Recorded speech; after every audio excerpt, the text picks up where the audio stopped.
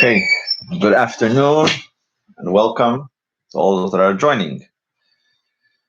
Our primary objective of this lesson is to seek to determine when life begins. And I also want to underscore and make sure that the objective of this lesson is not to force anyone to change their mind and change their views, rather to share with you a Torah and halachic perspective on these very sensitive issues.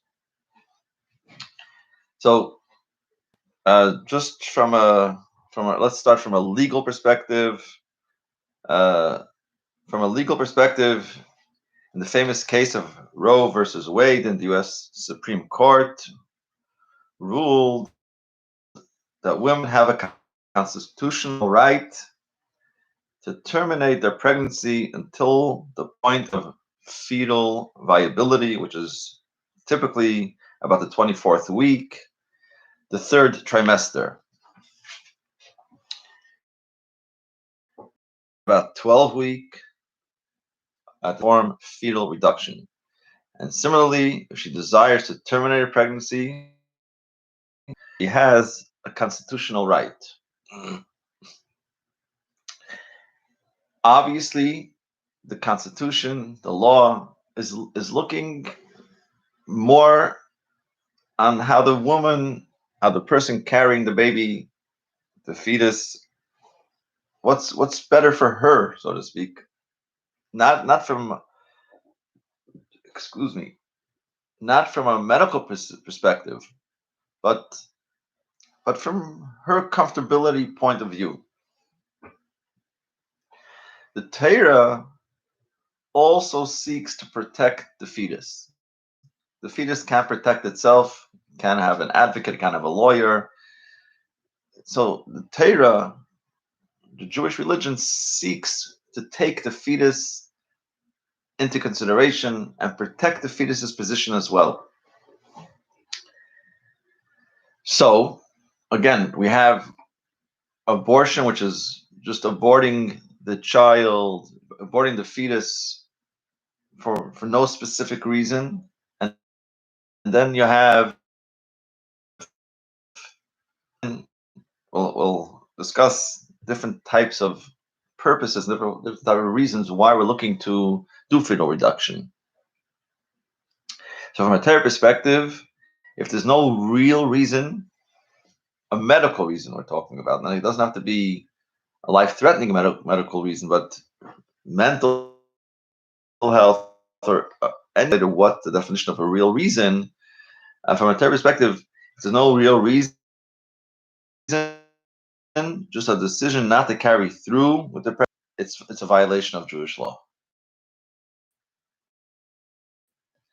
Now, again, if the fetus is very, very much developed, it's towards the end of the pregnancy, it even could stay with the child, with the fetus is pretty much fully developed. It may not be considered murder. We'll agree that it's a violation of halacha and it's simply forbidden. There's no real reason. The question then becomes, what's the definition of a real reason? And at what point in the pregnancy can we still consider? So I want to present two, we call it case studies. Two case studies to understand, for reasons that two actual real case studies, people that decided to go through with a fetal reduction.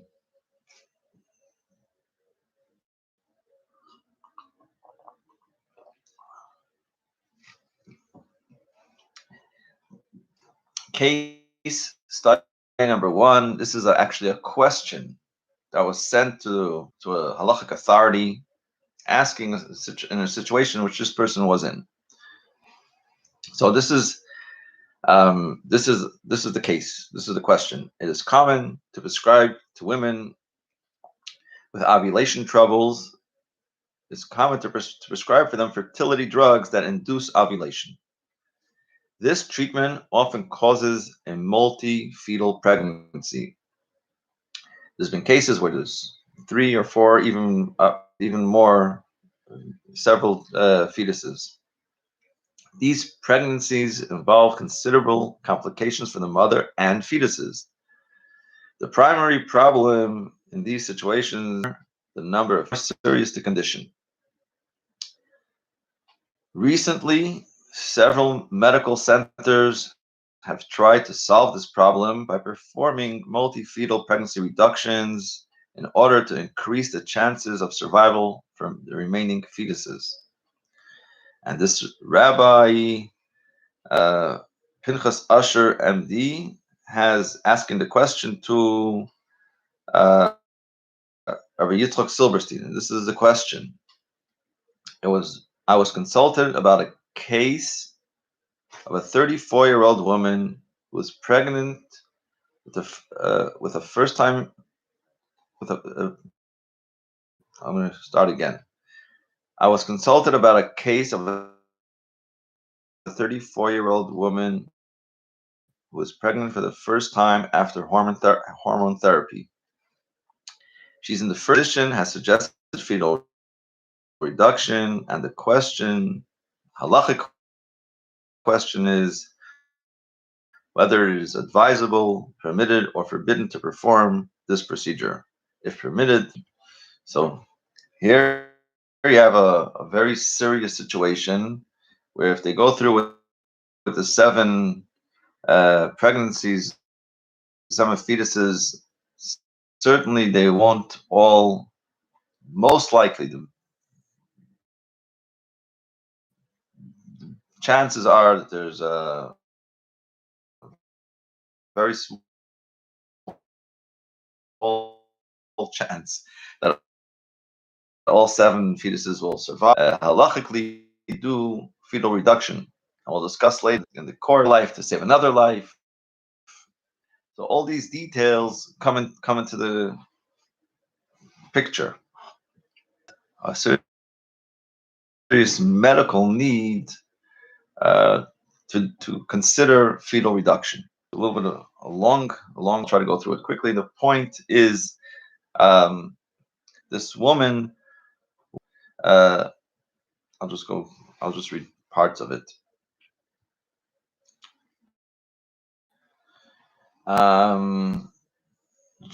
Was never really in doubt.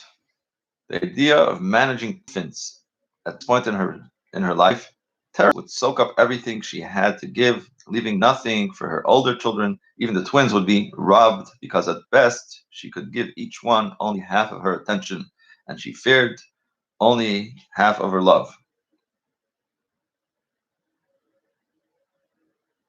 She could give each one only half of her attention, and she feared as well of only half of her love.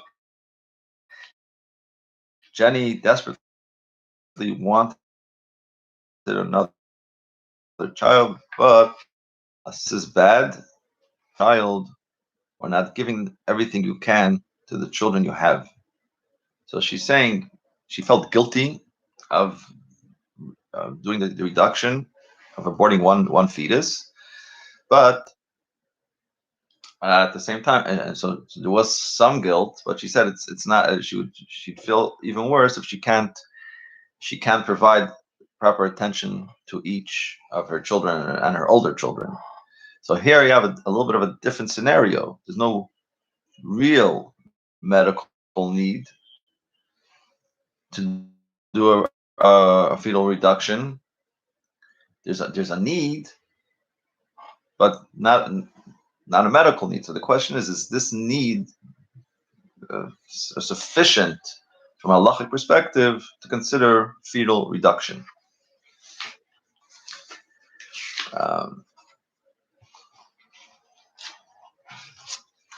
We'll learn a couple of halachic texts as well, but just to give a little bit of introduction, if we believe that a fetus is not a human life yet, it is merely a potential life, then perhaps in our case, study 1, it would seem okay to reduce some of the fetuses in order to save the pregnancy.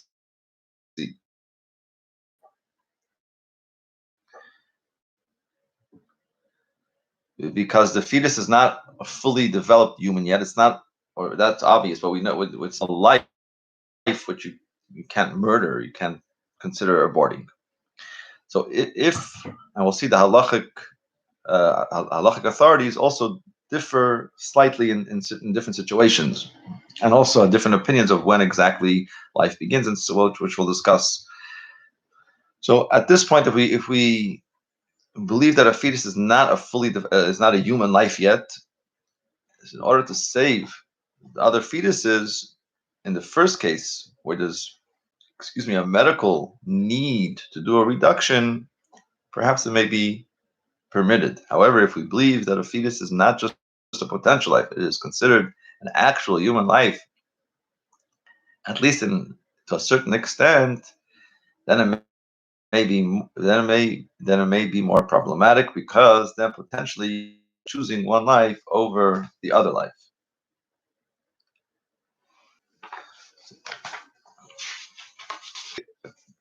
Definitely, according to most authorities, it would be much more problematic in case number two, where it's just that she feels she can't manage to give her attention and her devotion to both children or to the rest of her family.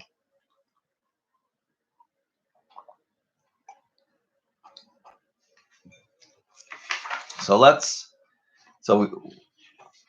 we know again that from a legal perspective, a woman has her constitutional right. Um,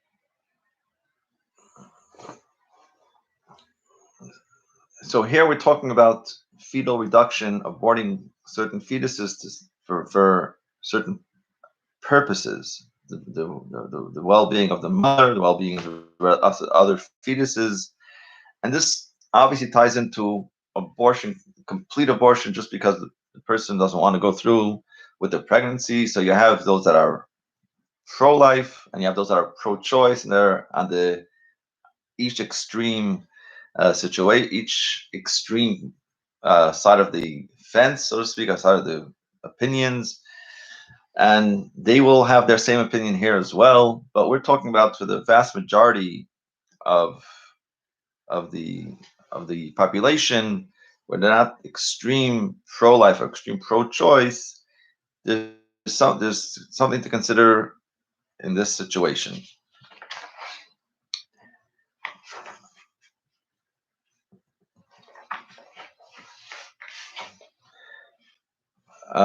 Just a short summary. The ethics of fetal reduction are related to the ethics of abortion.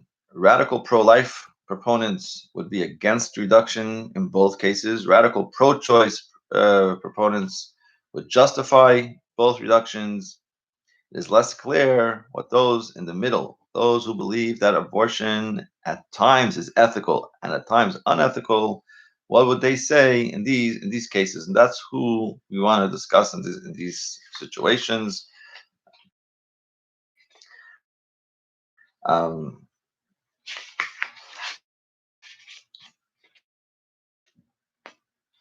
I mentioned earlier, from the United States. In the United States, a woman has the constitutional right to terminate her pregnancy until the point of fetal viability, because fetal reduction is performed at about 12 weeks, a woman would have the constitutional right. But what is now? We want to see what the halacha picture.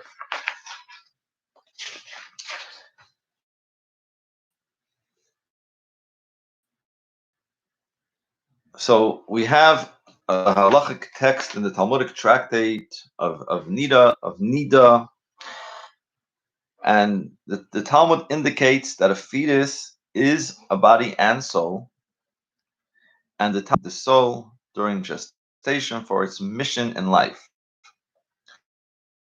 Accordingly, a fetus is not to be regarded as just, a lump of flesh or a cluster of cells. It has a body and it has a soul. At the same time, the Talmudic passage indicates that a fetus is not equal to a complete human being. The fetus's soul is not fully integrated with the body, and the fetus lacks independence. So, in the meantime, the Talmud did give us a little bit of perspective and told us you can do as you wish, and it's pro-choice, and the Talmud is definitely indicating that there's some what of life is, some form of life, if it's potential, if it's fully, if it's, and therefore it has to be protected. And so that's the first thing we glean from the Talmudic perspective, that it's there is something, a human potential life, certainly. Um, the Torah, the Bible, the Chumash is not, is very clear that it's, again, that that the fetus is not a fully developed human, and it's not to be treated as if you're murdering a regular human being. The Torah is clear that there's something here, and it has to be protected. And you can't perform abortions or perform reductions at your leisure, but it's still not a fully developed human being, and it's not considered full-fledged murder. So now let's discuss, study two texts. The Talmud brings us a situation, and there's two interpretations on the reason for the Talmud. And based on the two interpretations, we can glean a little bit of more how to approach our two case studies. The Talmud reads as follows. This is the Talmud in Tractate Erechin, and the Talmud reads as follows: Ha'isha sheyashva al hamashber umesa b'Shabbos. A woman sitting on the birth stool, and she died, and it is on Shabbat. So the Talmud continues: what one should take a knife, mevin sakin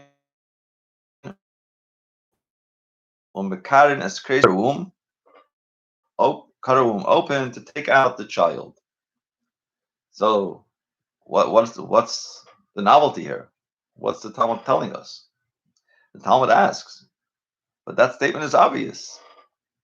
There's no prohibition to cut flesh on Shabbat. So Rashi explains, the statement is necessary to permit the fetching of a knife by way of public, to go through a public domain, a public thoroughfare. So what do we glean from this Talmudic statement? If the Talmud would believe that this fetus is not considered a life, then you would not be able to violate the Shabbat to bring medical equipment or a knife to save this child.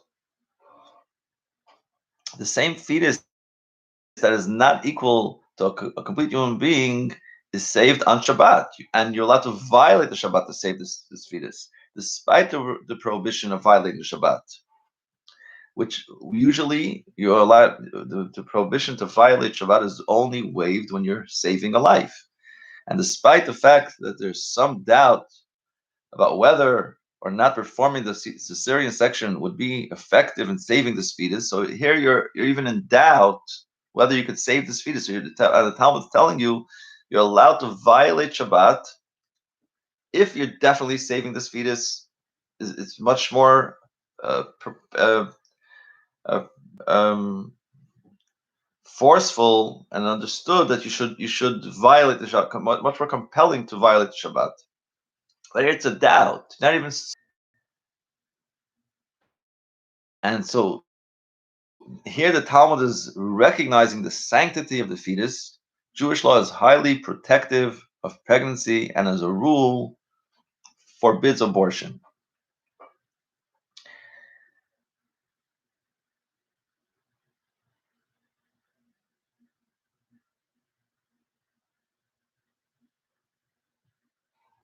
So, and to summarize, so far we have two texts from the Jewish law.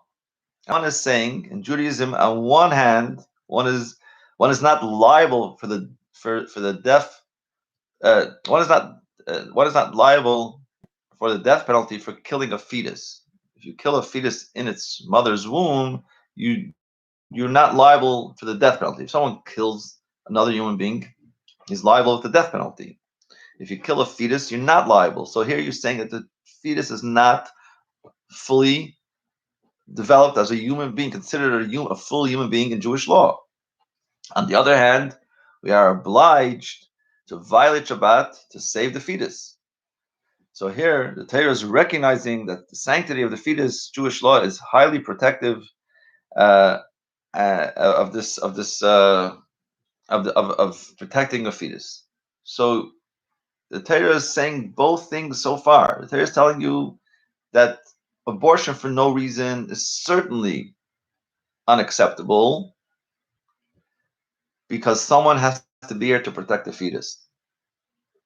In other words, all the pro-choice people are protecting the mother, but who's going to protect the fetus? So the Torah religion, the Jewish religion, certainly protects the child, the fetus. At the same time, the Torah is telling you that it's not considered a full human, and it's not considered full-fledged murder. So let's move on to see how we should approach our case. The two case studies in our situation, where there's a woman, she has 7 fetuses, and going through the full pregnancy will certainly, or big chances that it won't, all pregnancies won't survive, all 7 children won't survive. And the other situation where the mother doesn't feel able to provide the full for her child. Again, let's take this a step further.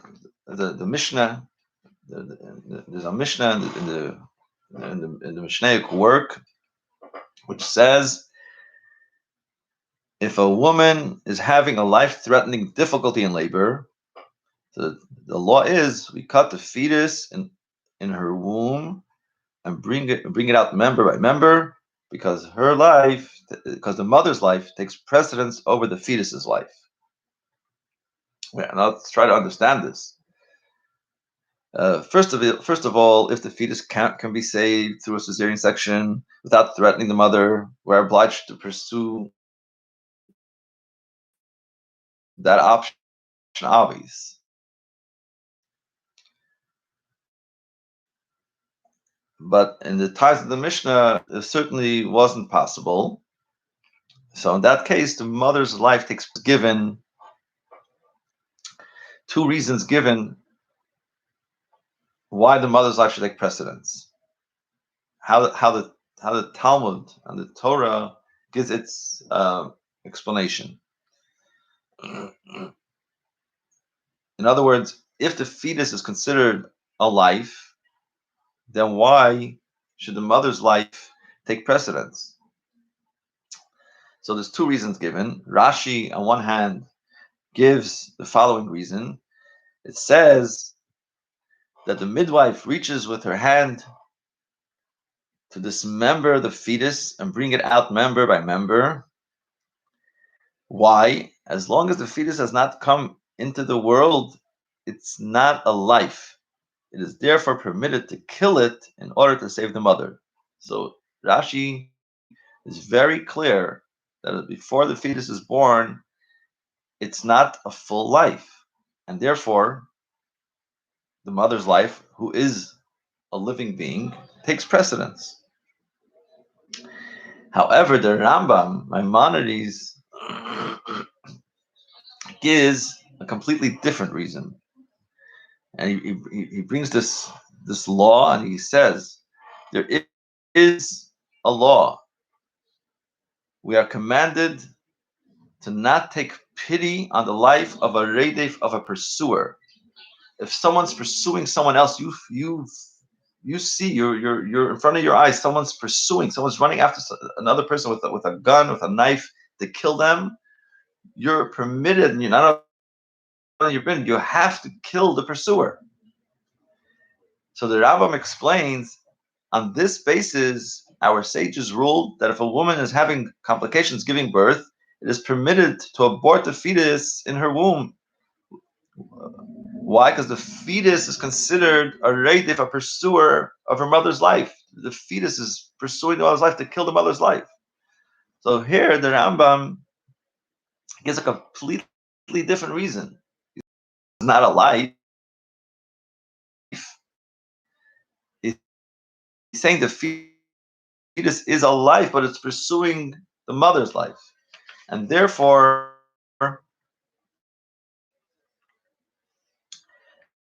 and therefore, you're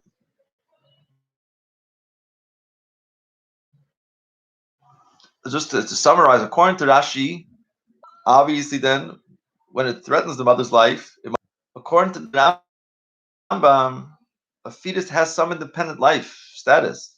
So aborting it is a form of murder. If so, how can I kill a fetus to save the mother? And the answer is because the fetus. They didn't have some parts of the wall. The fetus. The Rambam invokes a whole different concept. The Rambam invokes the concept, and a pursuer of life. Uh, you're not allowed to have pity on the pursuer of life. So I think we'll end here, and we'll discuss uh, uh, in much more detail next week how to the difference, where it manifests itself, the difference between the two cases. And we'll hopefully see you tomorrow, same time and same place. Tomorrow is Chassidic, the tale of Chassidic philosophy, the tale of two souls.